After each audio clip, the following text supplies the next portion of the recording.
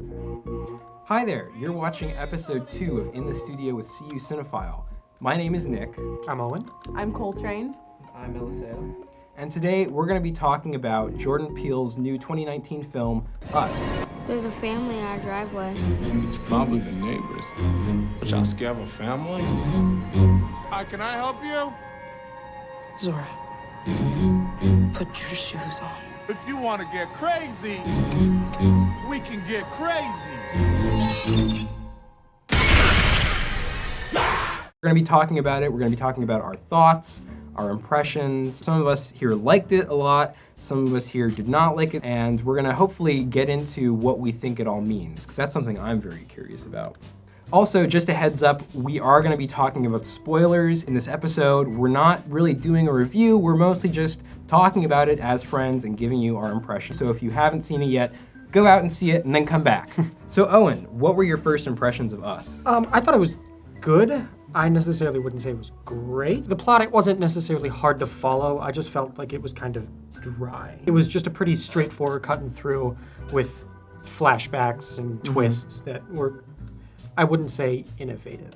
If that makes sense. For me, the biggest problem was the consistency. It was difficult to kind of gauge how to experience the movie. There are just so many different ways of doing humor, ways of doing horror, and then also just kind of like ways of filming a movie that were kind of colliding and crashing into one. Eliseo, what did you think? I liked the movie. It was a good movie. Towards the end though, I was kind of like weirded out and I wasn't like all for it. It's challenging to meet the end of the film, especially compared to Jordan Peele's 2017 horror movie, Get Out. Get Out is so solid, and there is a definite literal interpretation of the events happening, but there's also definitely a more easily accessible metaphor that he's playing with. Whereas here, yeah, it does kind of get crazy at the end. I think for whoever goes to it, I think the first thing they're expecting, will this be as good as Get Out? I don't think it did. I think Get Out is still better. It was like you said, a better concept to get through than this one. One of the things that really comes to my mind is how brilliant the marketing was for the movie.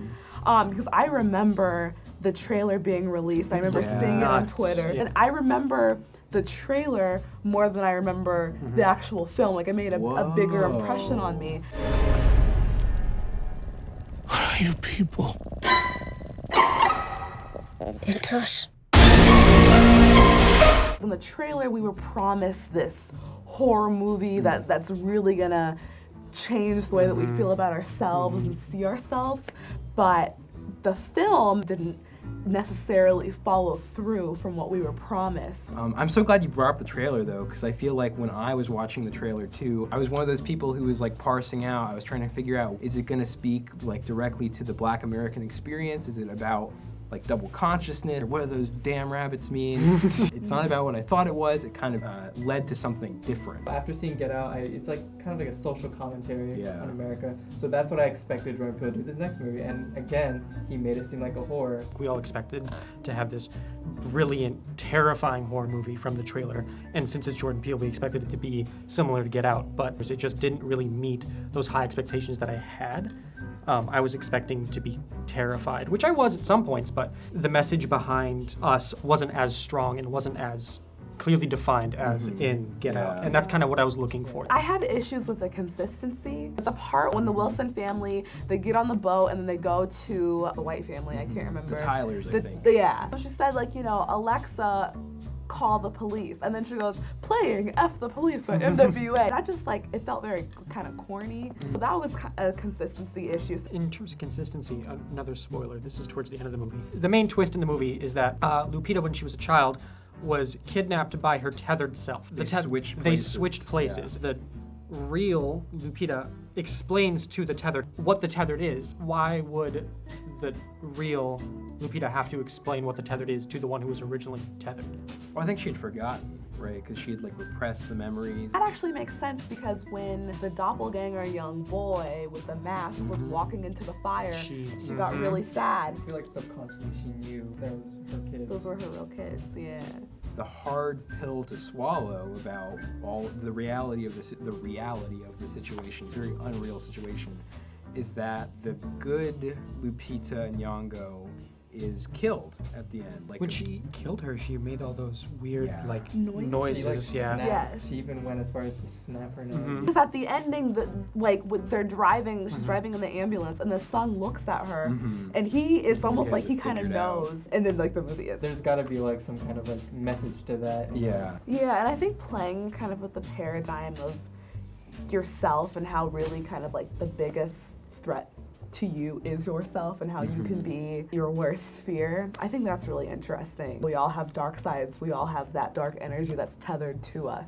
America has a dark side. It has a dark energy to it. Speaking of, this could be some sort of a reach, but during the movie they explained that the Tethered was sort of a government project that was abandoned. The government is supposed to be there to help us, but originally they were just trying to control us, and then they abandoned us. And then the rabbit piece is interesting too. Rabbits have to be controlled, otherwise they'll overpopulate. I think rabbits were the first animals to be cloned.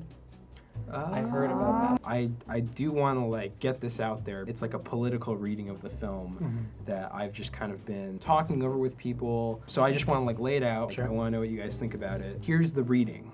The tethered people in the red jumpsuits are the modern Republican Party. They wear identifiably red uniforms. We think of them as the other, but they're really just us. When they're asked what they are, they say, we're Americans.